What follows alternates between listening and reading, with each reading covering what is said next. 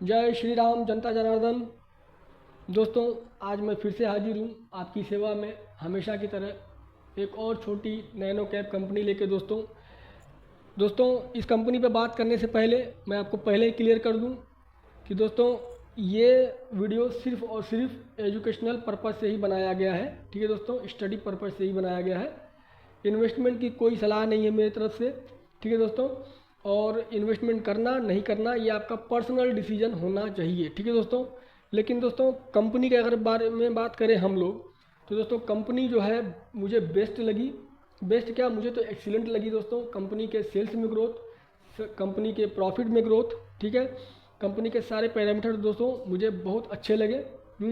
आप इस कंपनी को देखें, आईटी सेक्टर की कंपनी है दोस्तों, आईटी रिलेटेड कंपनी काम करती है। कंपनी के आप सर्विसेज आप देख लें, फिनटेक ऐप सॉफ्टवेयर डेवलपमेंट, ठीक है, उसके बाद क्लाउड बेस्ड कंप्यूटिंग, ठीक है, उसके बाद blockchain solutions, mobile application developments, ठीक है, उसके बाद IoT app development, web applications development. ठीक है दोस्तों, कंपनी दोस्तों छोटी है, आईटी सेक्टर की कंपनी है।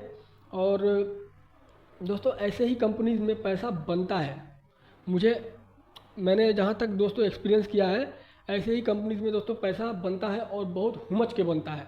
हैं, बस दोस्तों ऐसी कंपनीज को बोलते हैं ना कि buy right and hold tight.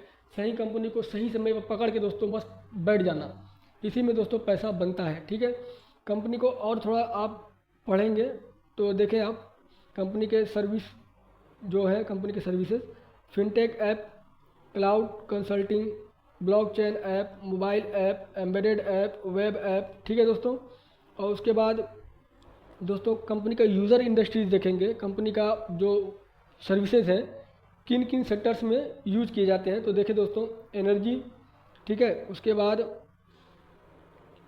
Energy, उसके बाद energy engineering and technologies, banking, financial services, insurance sector, fintech, उसके बाद इंफॉर्मेशन टेक्नोलॉजीज़।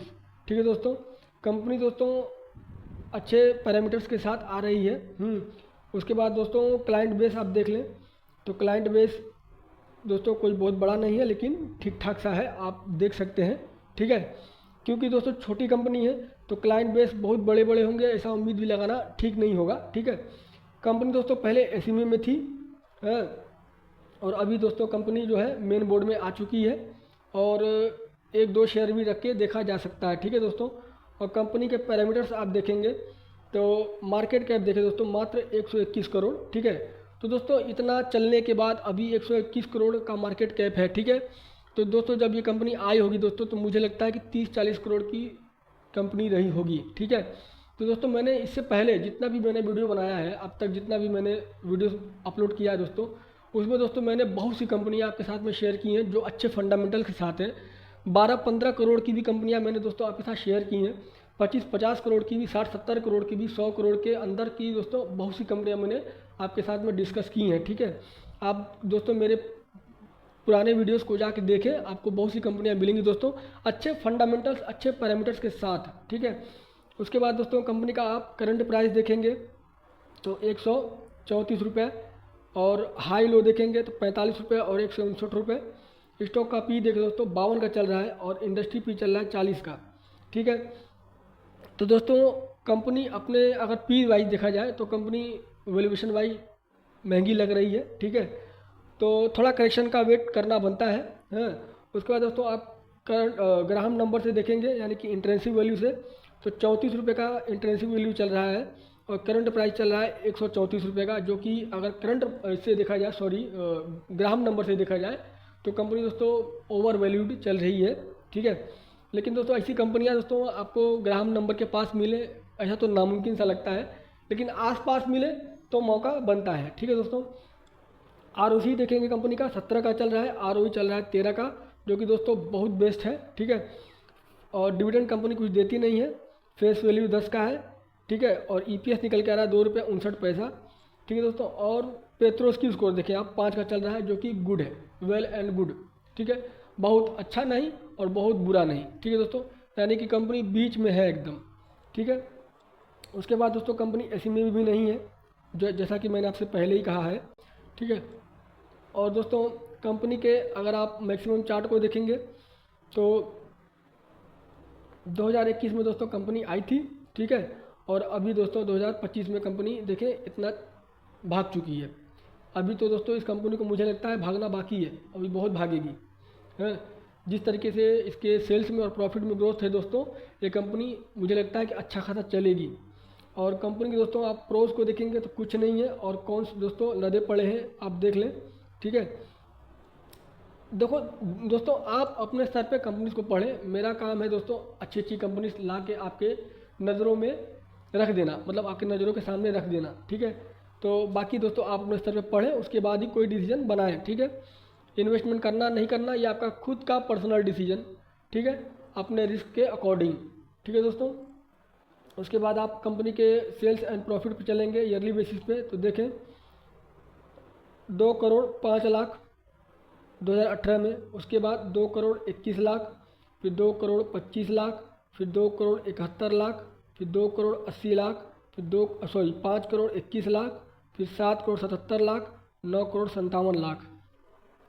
दोस्तों कहीं भी एक बार भी कंपनी के सेल्स में डिप नहीं आया, ठीक है।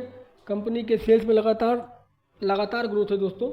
और मैं हमेशा कहता आया हूँ दोस्तों कि किसी भी कंपनी की आत्मा यही है, सेल्स है, सब है, सेल्स नहीं कुछ नहीं, ठीक है। सेल ख़त्म खेल ख़त्म, सीधा बात, ठीक है दोस्तों।